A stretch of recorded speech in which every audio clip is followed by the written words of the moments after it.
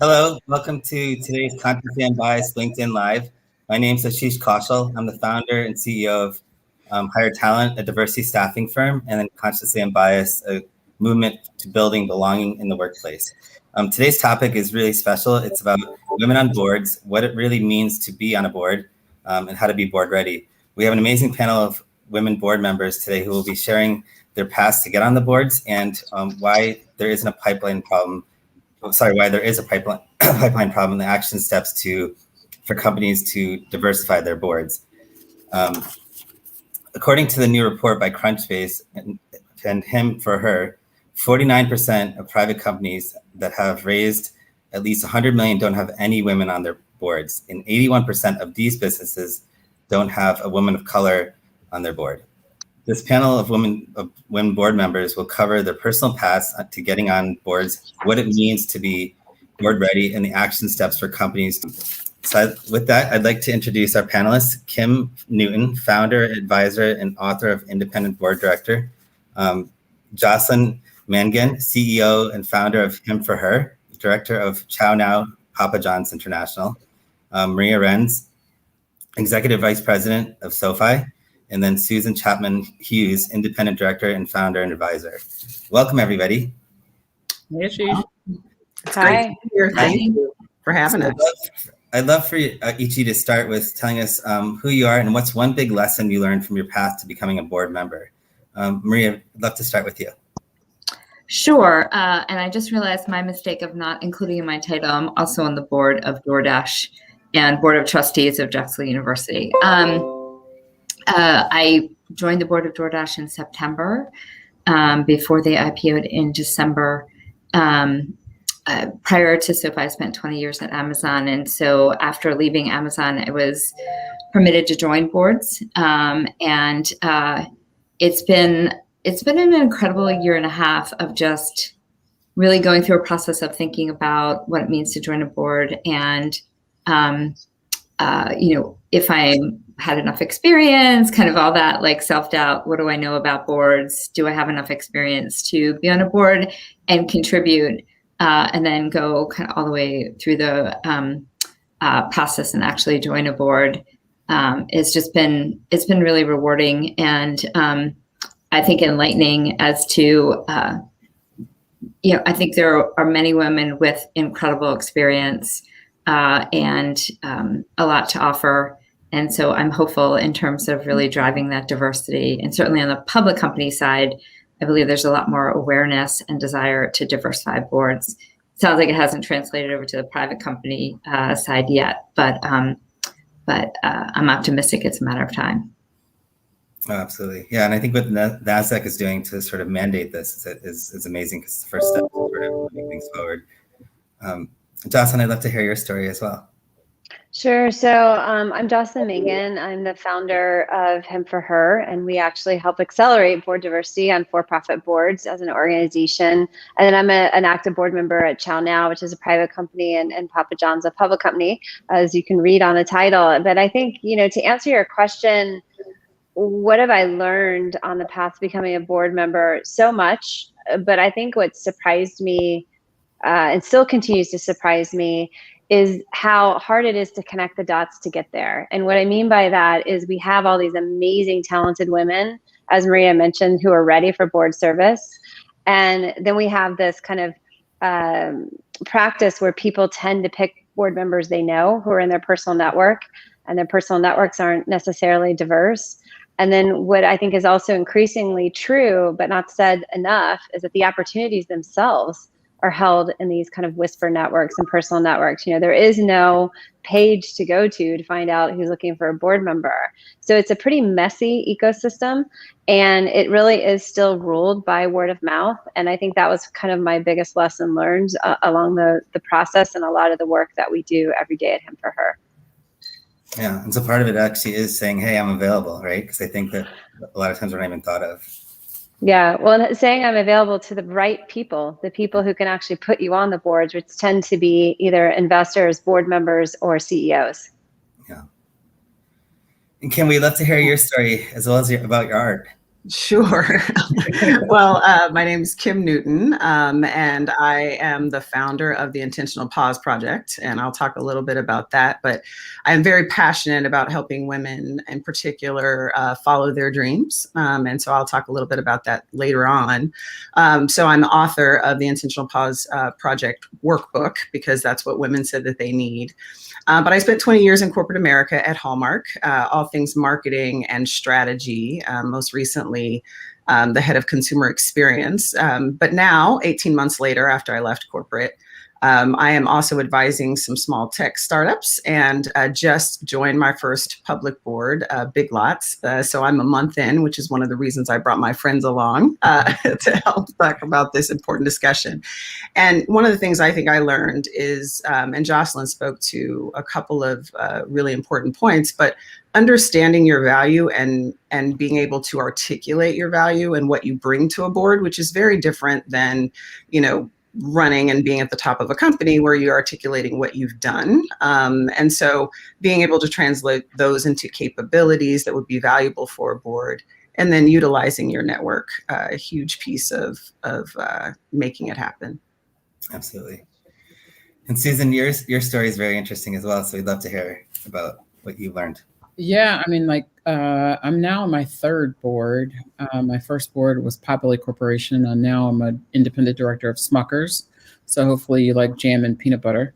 And my boards kind of go together, and that the other board that I'm on is Toast. So I have peanut butter and jelly on toast. So which is a private company. And so I think the lesson that I learned the most is that you are trying on the boards as much as they are trying you on, and every board is not created equally.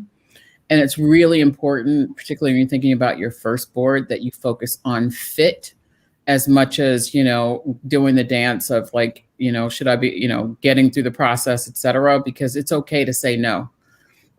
And because I've seen some folks join some boards where it's been a total disaster and they probably should have said no. And somebody gave me that advice early on, and I'm really glad that I had that. Yeah, definitely makes sense. Studies have shown that having a diverse board is good for business. And I know that's talked about a lot, but in your personal experience, what do you find to be the biggest benefits to having women on boards when you don't hear enough conversations about them? Kim, do you want to start with that? Sure. I think for me, there are lots of studies that talk about innovation and better performance over time. And I think the root of all of that is being able to attract and retain talent. So organizations that value that diversity at the top are going to attract the best talent because they can see the benefits, by looking upward and seeing that the company is inclusive. And I think, we talk about women on boards, but I think what we really should back up and think about is diversity of thought as well. And women, obviously, and people of color, everyone has a different experience and can bring that perspective to the boardroom. And employees want to make sure that and attracting talent, they want to make sure that they can bring their best thoughts and that it's absolutely supported. So I think talent and retention of talent is huge benefit that I wish we were talking about more. Yeah, no, absolutely. And I think diversity of thought is pretty key. I always say, even though the five of us may be looking different, but if we all kind of grew up with the same background, same education, and same schooling, then we're probably gonna have a similar thought process, and then we probably don't need one of us in the room, right? Because the idea is you want to bring creativity into this to sort of get your competitive advantage. Groupthink is a terrible thing for a board, right? I mean, if you think about just a risk for a business, if you have everybody who thinks the same, or if everyone's agreeing, you clearly have the wrong board.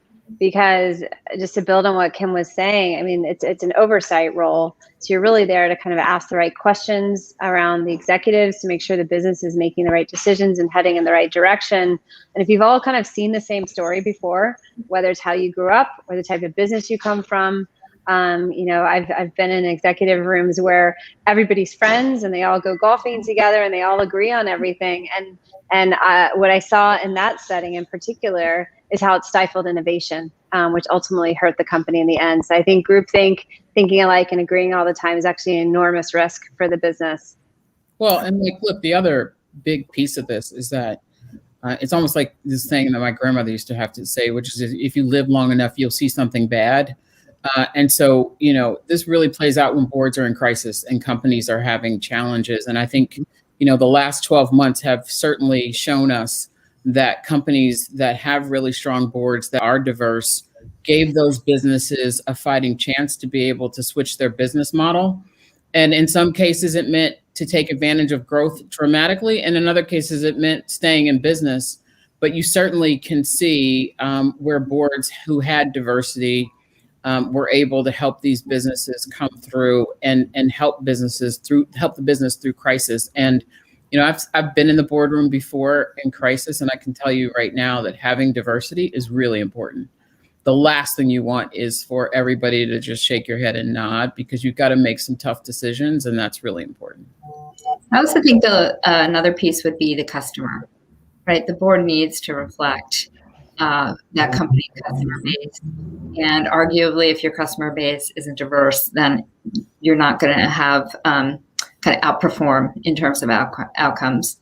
And especially at a strategic level in guiding companies in that 3 to 5 year horizon, I think you have to take that into consideration. So if you don't have diversity of opinion or an input at the board level, you're not going to end up in the same place. Yeah, no, absolutely. Maria, what do you think people mean by board ready?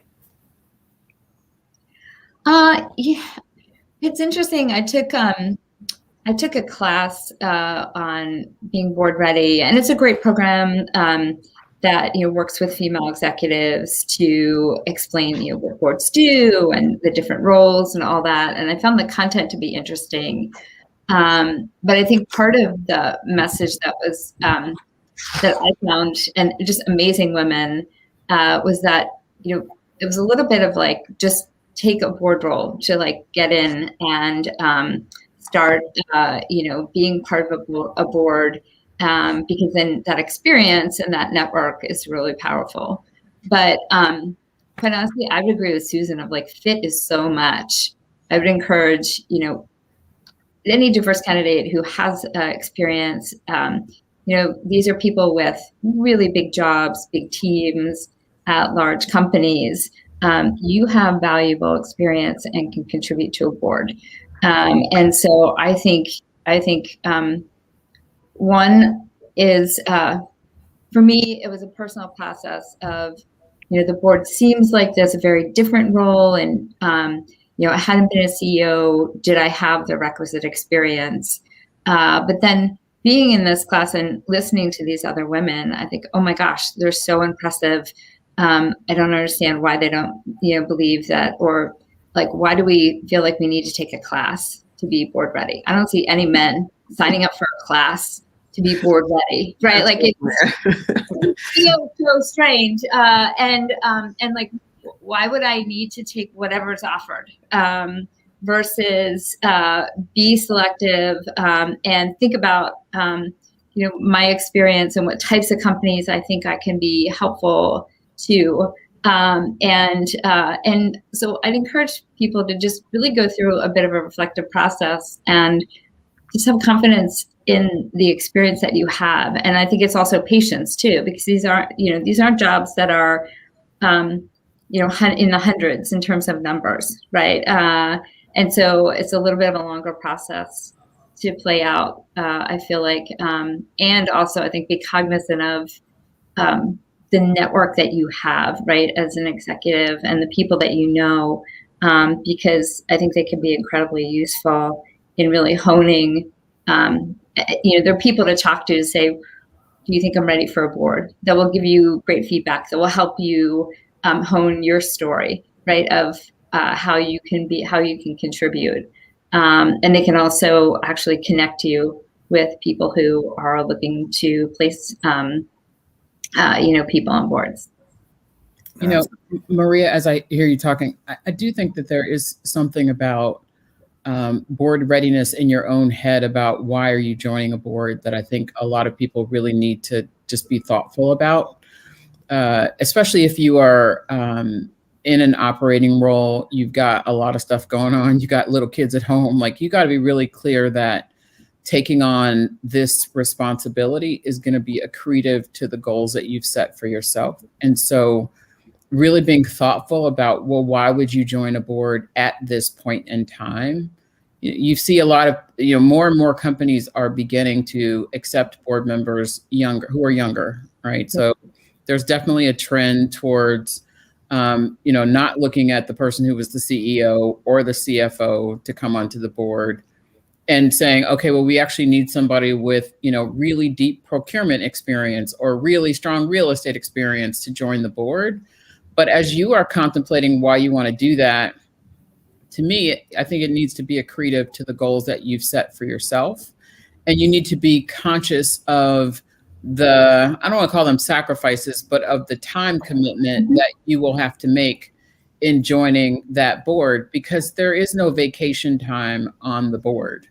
If the board needs to meet, you got to be available. If there's a crisis, you need to be able to participate and fully support. And so the cadence of how the board engages is very important. These are questions that, folks need to ask. So if you've got an operating job that requires you to, not be available during the day, and you need the board to have extra meetings in the evening that you can't plan for, well, you better make sure that the culture of that board is willing to do that for you.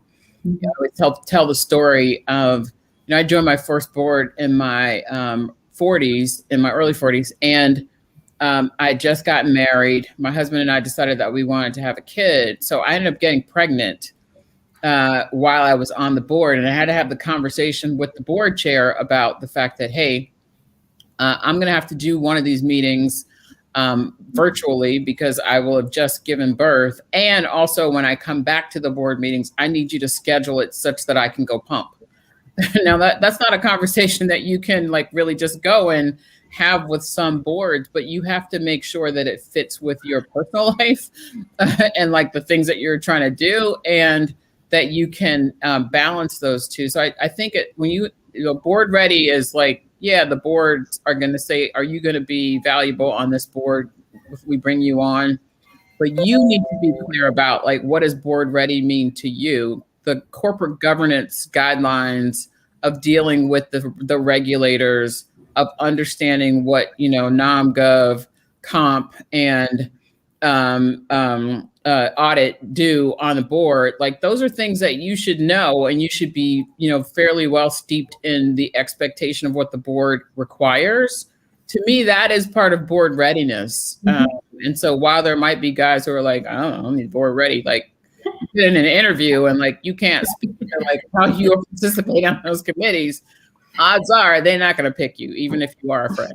So, two things came to mind from what both of you guys have said. Is one is, and I'm guilty of this too, is males tend to resist asking for directions, and the fact that you guys will come prepared and understand the business before you walk in, I think is one huge reason why we should be doing this. And number two is, Susan, your story about having a baby and stuff, part of being part of a board is essentially changing the culture, and that will replicate down into the business. And I think you're giving that opportunity through that. Yeah. I think one. Yeah, and I'll add to that. Oh, go ahead, Kim. Yeah, I was going to say go. I was going to say you go, Jocelyn, but I'll go. I think understanding the role of a board member, I think, especially if you're in an operating role today, and being really clear. So just adding to what Susan and Maria were saying, if you are frustrated because you can't get in there and get it done yourself, then you don't belong on a board, right? So your role is to scrutinize and to advise and to encourage, and not operate. So, making sure that you are able to do that and really understand that role, I think is important. Yeah. What I was just going to build on is I spend a lot of my days telling women they are board ready when they think they're not versus the other way around. So I just want to share that because, it kind of goes to that data point that we probably maybe have heard that, men apply for a job if they feel 60% qualified, women at 100%.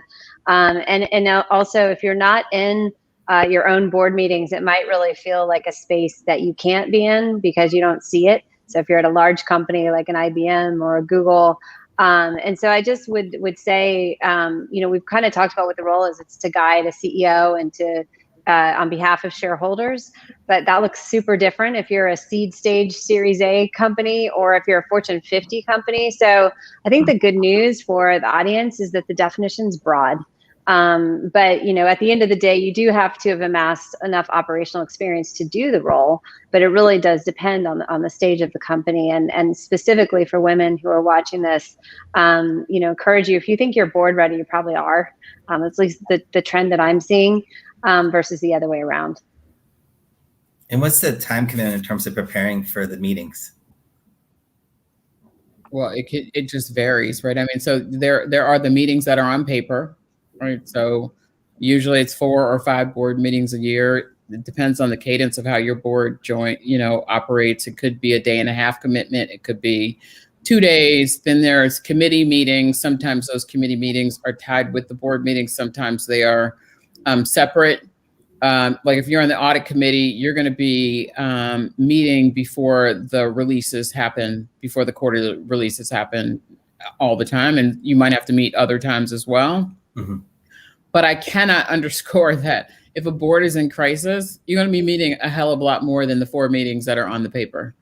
And so that's why it's important to really be clear about the time commitment and how the cadence of, if the board is willing to meet later in the evening after you finish your day or in the middle of the day, can you carve out time to do those meetings?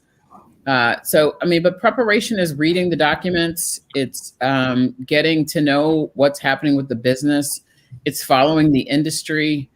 I have alerts set up on my phone for the boards that I'm on and for the industries. And I try to just, keep abreast of what's happening in those industries because they aren't industries that I actually work in on my day-to-day day job. Mm-hmm.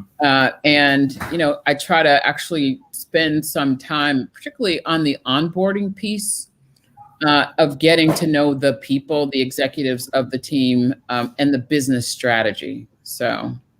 Yeah, I was going to say that as well, Susan, is that, it also depends on the culture of the board. One of the things that Jocelyn advised me on, and when I was thinking about what kind of board I wanted to join was, the CEO sets the tone for a lot of the relationships with the executives, right? And so, is it a board that encourages you to spend time with executives and coach them and, understand what they're doing? That's so much more than just the meeting, right? And beyond, so it's beyond the meeting. So there's those relationships and understanding what's going on in the business kind of day to day through, maybe it's a couple of executives that you're staying in touch with. So I think it depends. I'd also understand, I wouldn't assume that you can do a virtual board meeting. Most companies, even after COVID, are still wanting, at least seems like from a small sample of boards, to be live in person. And that travel, depending upon where those board meetings are, can be real, right? And if there's not a direct flight or the schedule's in and out, it ends up eating up kind of 3 days of your week versus, 1 day potential. Yeah. That's a really I would build on that. Someone gave me this piece of advice. It was a man that we were on a panel with, and it kind of plays into what you guys have said, because there's the structured time that they can share with you, but then there's this unstructured time that you can't share.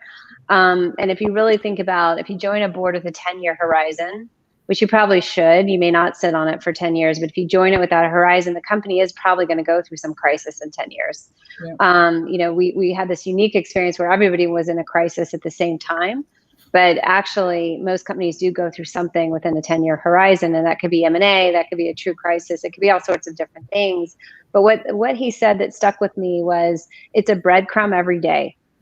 And I really liked that because, if you spread out all the time you spend with the board in a daily increment, that's probably what it amounts to, because it could be as simple as what Susan mentioned, you're reading an article. It could be you're flying to the 4-hour meeting.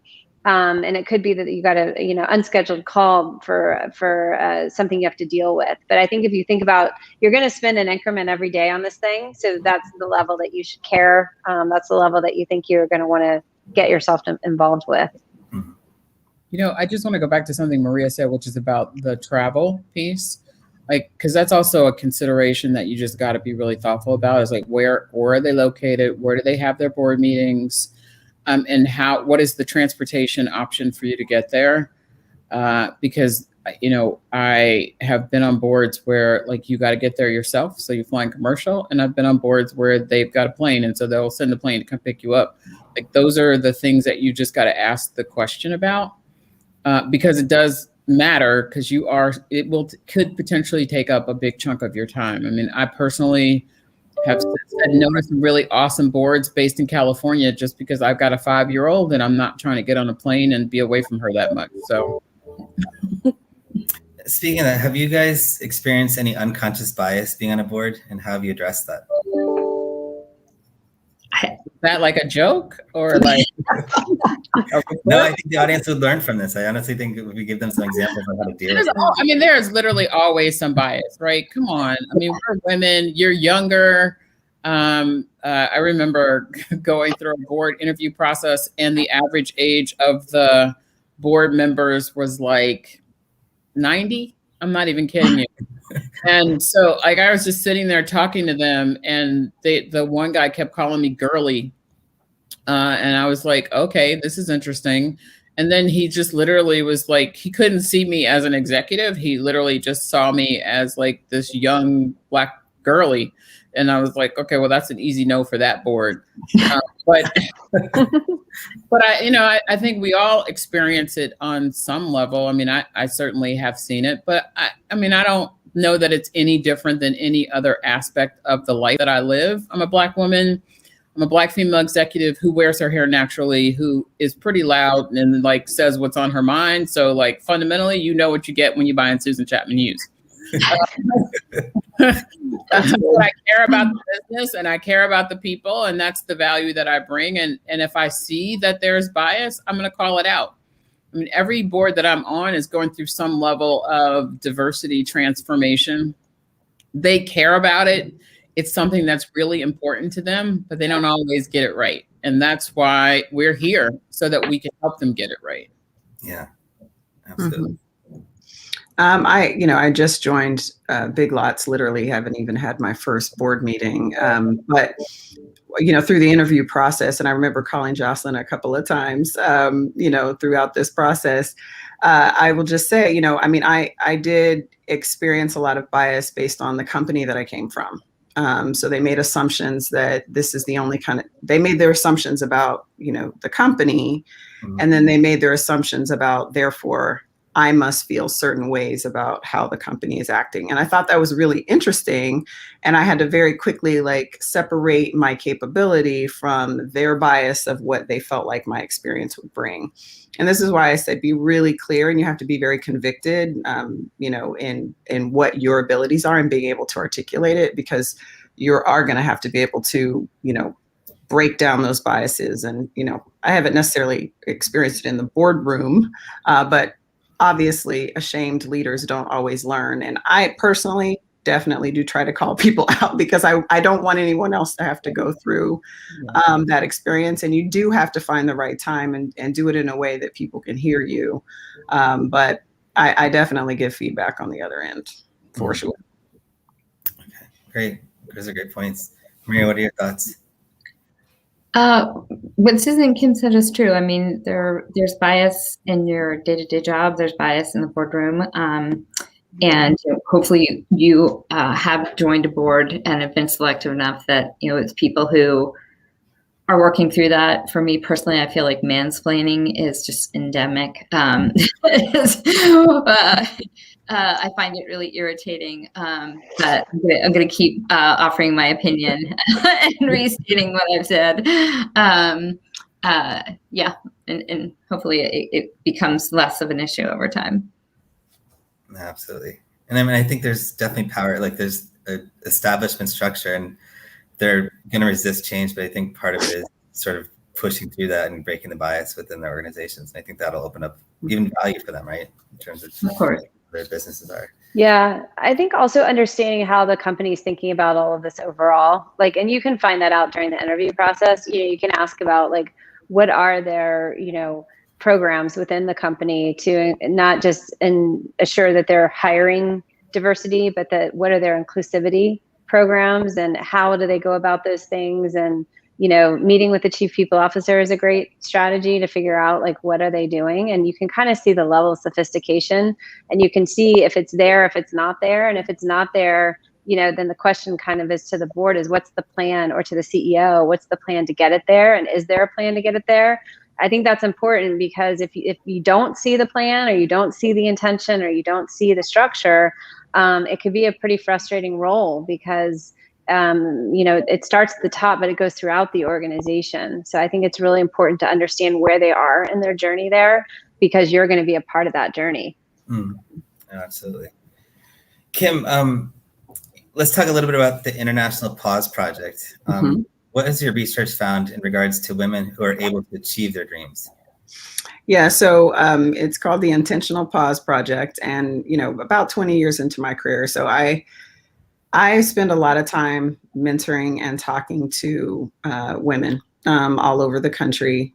It's something I really enjoy doing, and I was noticing that there were several women who were definitely trying to, achieve their dreams and super ambitious. Well, I shouldn't say that. They were trying to achieve their goals and they wanted to go after their goals, but they were extremely overwhelmed. And I always say that they're overwhelmed, but extremely underwhelmed. So achieving, but not necessarily fulfilled. And so I was really curious about that. So I did a research study with accomplished women, over 400 accomplished women, and found that yes, a lot of women are unapologetically ambitious, 91%, overwhelmed personally more so than professionally, but only 36% were achieving their dreams or going after their dreams. And, the reason for that, a lot of that is that self-doubt and fear. And so I found out that they really need three things: permission to pause, the tools to help them navigate what is it that I really want. A lot of us are on autopilot and don't necessarily want to get off the treadmill and disrupt what we're doing because it's what we've known. And the third strategy is to fight fear. So I wanted to help solve this problem and ended up coming up with a framework to help women pause. And I had this strategy background, I have this mentoring background, and I really just crashed them together to create an approach that helps women be still and really understand what is it that I want to do. And I had to go through that when I left Hallmark. I paused for a minute. Now, I was doing the research ahead of time, but I had to think about, am I going to rush back to corporate America, or am I going to really stop and disrupt myself? And so part of my answer was, I want to start my own business. I always have. And so I'm also an artist. So we've talked about that a little bit. And I wanted to join boards. And, oftentimes, you think about having to wait until you retire or you're a certain age. Susan spoke to that. But, as long as you're intentional and put your plans in place, then you can get after it. The thing I'd say is most differentiating about, my approach is the fact that oftentimes you need the emotional plan. So it is that that process of understanding what your fears are and not listening to them, understanding how you're emotionally making your decisions, what are your relationships, what needs to be in place, and how to manage your self-talk. So really help people also develop an emotional plan to go after whatever it is that they want. Yeah, no, that's great. I love the name Intentional Pause because I always say sometimes you have to slow down to speed up. You know, Mm-hmm. I think taking that time to really understand is important. Maria, you've innovated many companies, such as inventing Amazon's Subscribe and Save digital subscription program. How did you leverage your innovation and leadership positions to secure board seats? Well, for me, being a builder is a really important part of kind of where I find joy in work. And so in talking with people about boards, I was more interested in kind of private to public company and that startup space, because I feel like that's where my experience at Amazon of 0 to hundreds of billions could be really helpful in understanding how they're building, what it takes to scale. And so I looked intentionally for that type of board role, which led me to Doordash and led me to talking to VCs and understanding kind of what their portfolio was and what companies I thought would be interesting. Love it. Susan, you were named one of the 100 most creative people in business by Fast Company. Any advice to other women who are looking to make the leap onto the board, and how do you leverage that creativity? Yeah, I mean, I think the best piece of advice I could say is bring your whole self to the table.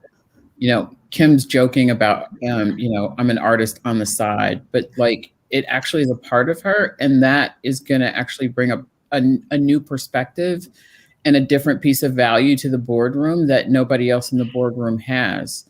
And so for me, I just try to bring my whole self to the table. Everything that I do, I think has been accretive in terms of how impactful I can be in the boardroom, particularly marrying my passion for community and for young girls in particular, and young Black girls. I've been able to leverage the relationships in the boardroom to create new opportunities, whether they be internships or the partnerships with the organizations that I think are doing really great work to help the business grow.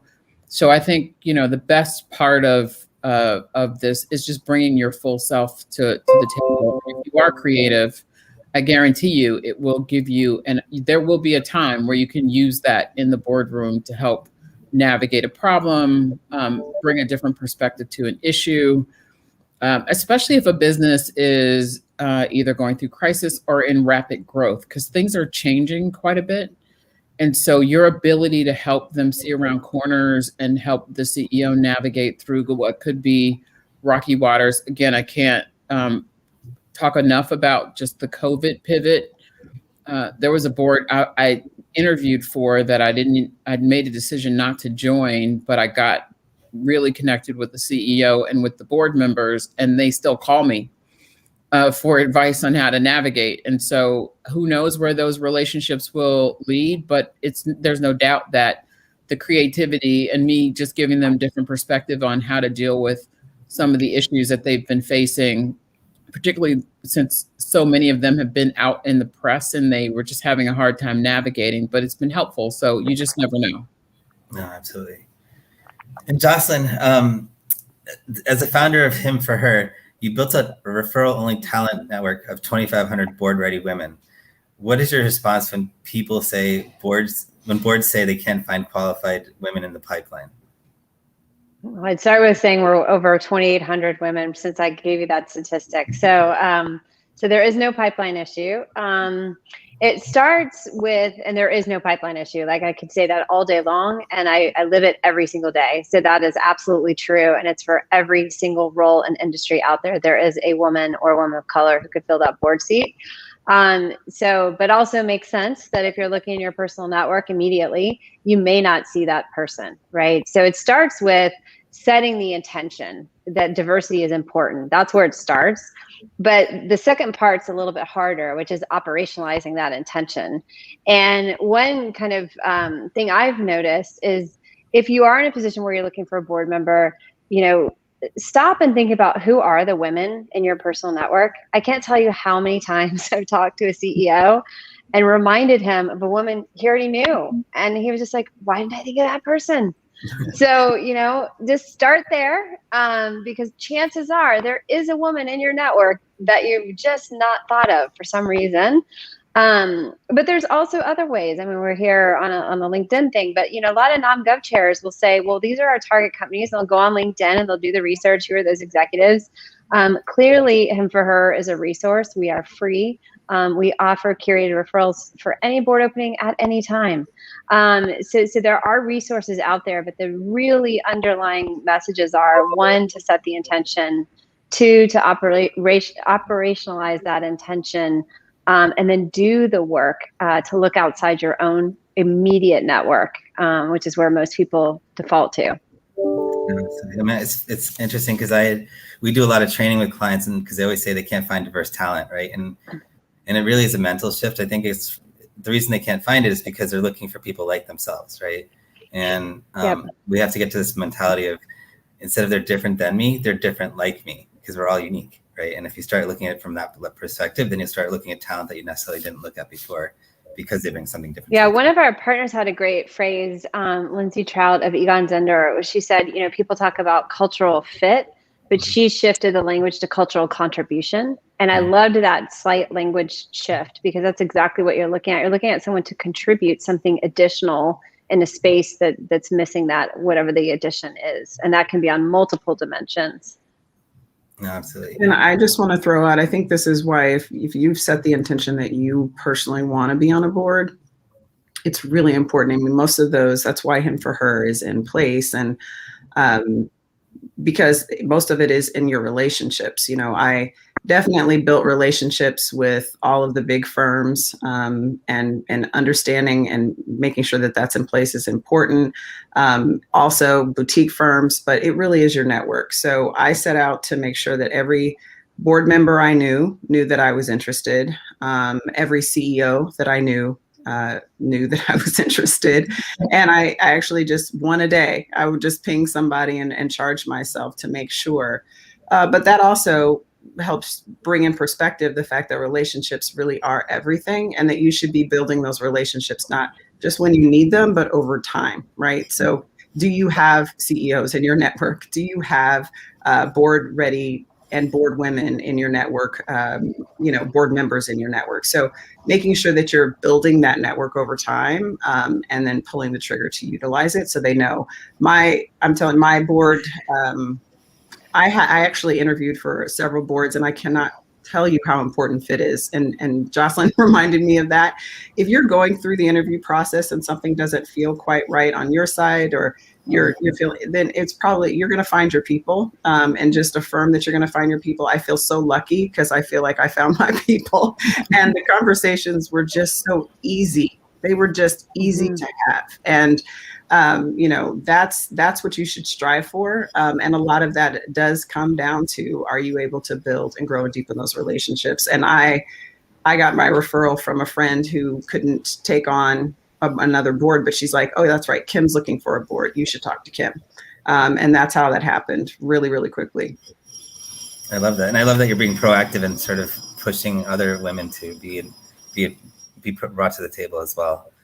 I also would suggest that you make a list of companies that you think are doing something that is in line with your experience and like would allow you to bring your whole self, and then like sit there and say, do I know anyone who's connected to somebody on that board or that CEO, and how do I kind of reach out and make that connection proactively? I love that. According to, the male-only dominated boards have finally seemed to be becoming a thing of the past. No companies now have boards with 0 women in Fortune 500. There are only a few holdouts. What do you think is the biggest factor for this shift? Well, I mean, let's be really clear. There have been some really big pushes from the investor community, from the proxy advisors, from broader community organizations, now from NASDAQ, that are literally pushing these boards to say, you know what, it's a really strong note to say that if Glass Lewis and ISS say they're going to vote against your nom-gov chair if you don't have diversity on the board, that's going to change your perspective, and you're going to go get you some diversity on the board. And so you're seeing this. I mean, if you read Larry Fink's letter, if you looked at the State Street Advisors letter to CEOs, if you look at the Harvard Law just outlook for 2021 in terms of what you will see across the board, what Glass Lewis and what ISS and other proxy advisors are looking, it's a thing now. The thing is that's great.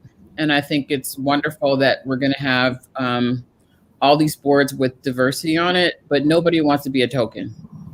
And you still want to be chosen. You want to go on a board where it's going to be accretive to you and where it's a good fit and where all the things that we've talked about matter.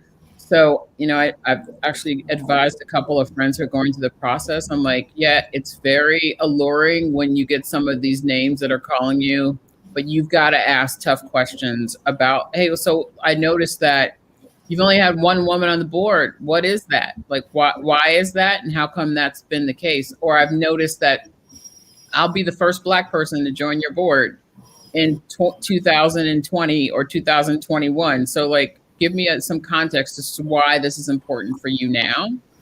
And what is it about me that you really think is accretive for me to come into the boardroom? I just think you got to be really thoughtful about that because, you know, boards are going to go where the wind is going to push them, and the wind is pushing them to be diverse. And I think it's a wonderful thing, but it still doesn't mean that the places that are asking for you are the right fit for you. So you have to be very thoughtful about it. Yeah, no, absolutely. Those are great points. And also the fact that your voice is going to be heard when you're on there. You know, what kind of assurance do you have on that? According to a new report by Crunchbase and HimforHer, 49% of private companies have raised at least 100 million, don't have any women on their boards. And 81% of these businesses don't have women of color on their boards. What do you think needs to happen in order for companies to diversify their boards earlier instead of waiting until they face criticism from public investors? I mean, look, I'll give my perspective again. It's going to take like Goldman has said, we're not going to take a company public unless there's diversity on the board. It's going to take the PE firms to step up and say, you know what, we are going to demand that if we invest in your business or the venture firms that we invest in your business, you got to have diversity on your board. I think without that push, it's going to be really hard to change that dynamic.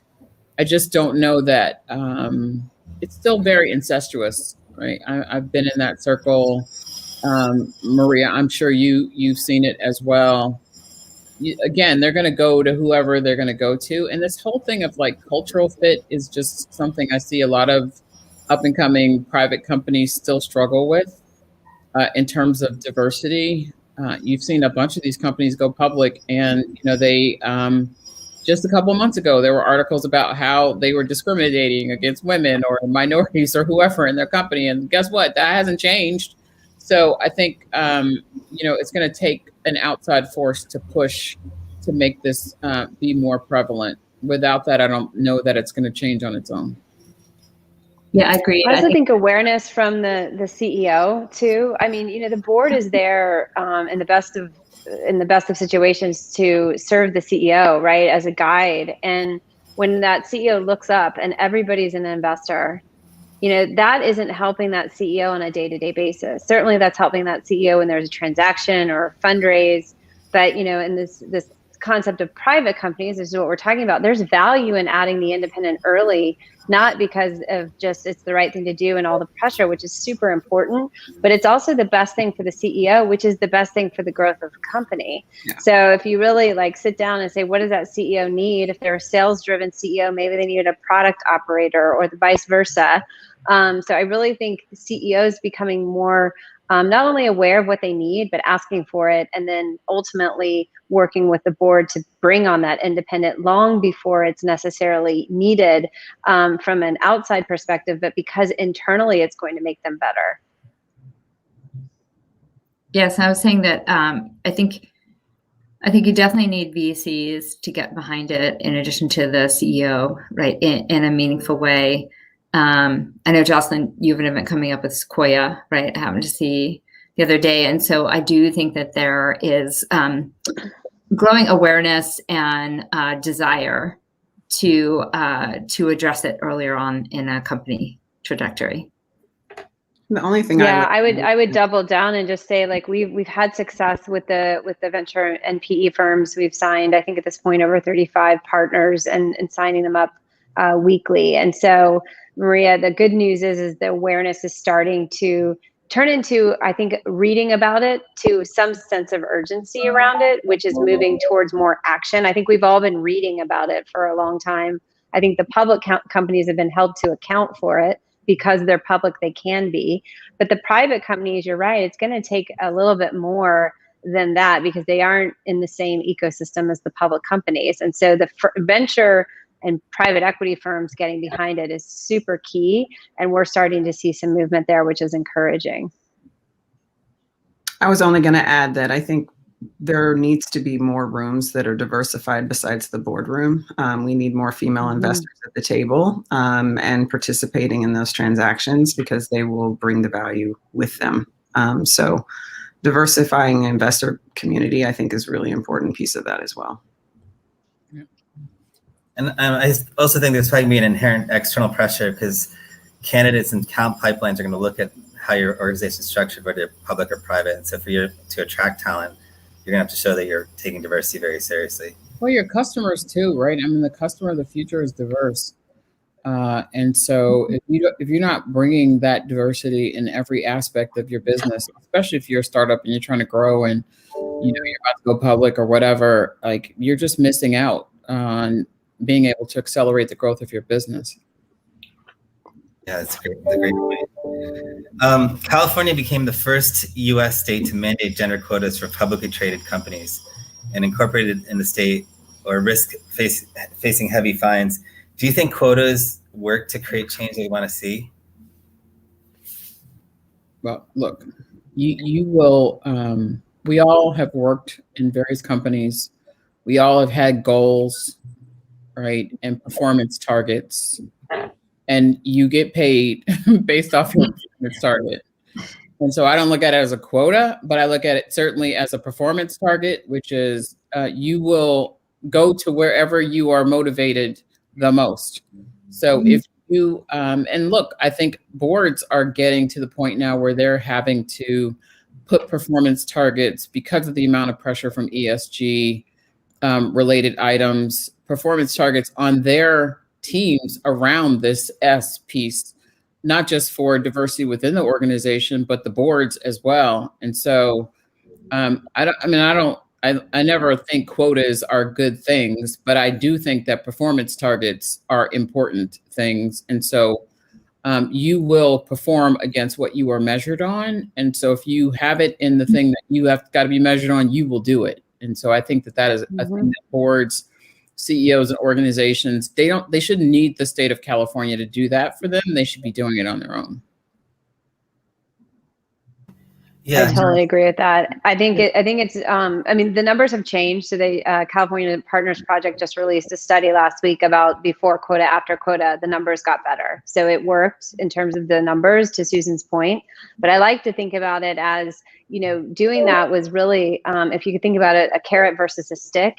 They did it because they want California to have innovative companies that are successful, right? And that's the spirit behind it. It wasn't like, let's make a law. It's like, let's have companies do the right thing to make them great companies. And that's how I like to think about it. And I guess maybe it took the law to get there for the state. Maybe others will do it too. But I like to think about it more as we should be doing it despite that there's a law, because we know the results are better. California just took that step. And then if you have an open board seat, you should be looking for the most valuable player, right? And so we've already established there is not a pipeline issue. So, focusing on the quota is the wrong thing. That is the impetus. I focus on how do you get the very best board member, diverse board member, however you want to think about it, to make sure that you are doing what's right for the business. And that takes effort. That takes intention. Mm-hmm. Yeah, and I also think that the quota, anything you do in business, if you don't measure, it's not going to have an impact, right? And quota is probably just a negative way to saying we have a goal to achieve. and how do we get to that goal? And if we don't measure it, then we're not going to ever get there. And so I think it's just a perspective. So we are consciously unbiased talk about micro progressions. It's our way of sort of bringing positivity to how we can improve cultures. And so an example of micro progression, for example, I practice now is I, in the past, tend to cut people off because I wanted to get my ideas out, but what does that indirectly send as an intention? It sends to the other person that their ideas aren't important to me and they're not important to me. And it's not what I was trying to get across. I was just trying to get my point across. And so now what I've done is I actively listen, pause, and then respond to the question you're asking rather than me just pushing my ideas on you. So that's an example of a micro progression. So what's one small action step or micro progression, as you call it, that leaders can take to help attract more gender and racially diverse talent on their boards? I can go. I mean, one thing that I'm super grateful for is someone was crazy enough to bring me into the boardroom when I was 28 years old to pitch an idea to iconic leader. His name is Barry Diller. And it sent me to London and changed my life. And I think because I was in that room at 28, that room didn't seem so far away. So what leaders can do is they can bring other operators into the boardroom, right? It doesn't mean that you can just be presenting the ideas. And I was at another company where I had the option to present a woman's business unit. And I said to the CEO, she should present it. And he's like, well, that would be too many people in the room. And I said, so what? And I pushed back and she came and presented her business unit, which was the right thing to do. But it also gave her experience in the boardroom without having to be an advisor or board member. So I think there's a lot that leaders can do to provide exposure so that this doesn't seem like I can't be that because I haven't seen it. I love that. The thing that for me is always, how can I open another door that has been open for me for somebody else? And so we all get incoming. I mean, Jocelyn's probably tired of me because I'm always like sending new people to her and making new connections. Keep them coming. Yeah. Because I think that look, this is what it's going to take to get people in the right place. And so if I can make a personal introduction to somebody in my network for somebody who I think would be really awesome, I'll do it all day long. And I try to consciously make sure that I'm doing at least one a month. And then that means that I'm really making my network work for not just me, but for everybody else in my network. That too, being proactive and paying it forward, I think is key. Kim, what are your thoughts? Well, I was actually also looking at one of the questions that showed up in our chat around, what other resources are out there. One of the reasons I really wanted Jocelyn a part of this is because it is so based on relationships. She actually introduces board ready women to a lot of male leaders who are interested in getting more diversity on their boards. And so I would say if you're in a position to hire new board members, I would not go to the same resources that you've always used, right? So one of the things that I did when I was ready to get on a board is I got on every list I could. There are a million lists out there. Back to the pipeline is not a problem. But start tapping some untraditional resources and, pick a new woman or a new person of color to connect with on LinkedIn and start building a relationship with. It doesn't have to start with, I need a new board member. It starts with, I want to expand my network. Yeah. And I would say, just encouraging friends and people, diverse candidates in your network to get over that hump of am I ready? Am I board ready? And, being really encouraging and supportive and pushing them to at least go explore. I'd say there's a lot of bad information out there. I just put a friend of mine in touch with Jocelyn because she had really bad information. She needed to get on nonprofit boards and work there, and she needed to do this. There were all these steps, and I was like, "Oh, you're going to be exhaused. You are so ready right now." So start telling everybody, stop worrying about what you need to do, to be board ready, and start building those relationships so you can get on the board that you are ready for. And just to put an exclamation point on the other sources. So HimforHer is fantastic. Many of the big financial firms have established board practices inside of their companies. JP Morgan has one, Goldman Sachs has one. Get to know those people who are running those practices, because it's a separate group of the company and it's a resource available to their clients. So if you can get to know them, that would be great. And then there's a bunch of smaller boutique firms that are out there. I'll just name two. So Monarch Collective is one. And then Bruce Brown, who's become a good friend of mine, runs a search practice, and he's phenomenal. So there's a lot of search practices out there that are doing really fantastic work. So getting to know those people, I think, would be really great, and being in their network. Good stuff. Absolutely. Those are great points and so much insight. I want to thank Susan, Kim, Maria, and Jocelyn. Thank you so much for doing this live. I think our audience is going to love the details around how do you actually become on a board. And so we were honored to have you and wish you a wonderful day. Thanks for having us. Thank you. Thanks for having us. Okay. It's great to see you, ladies.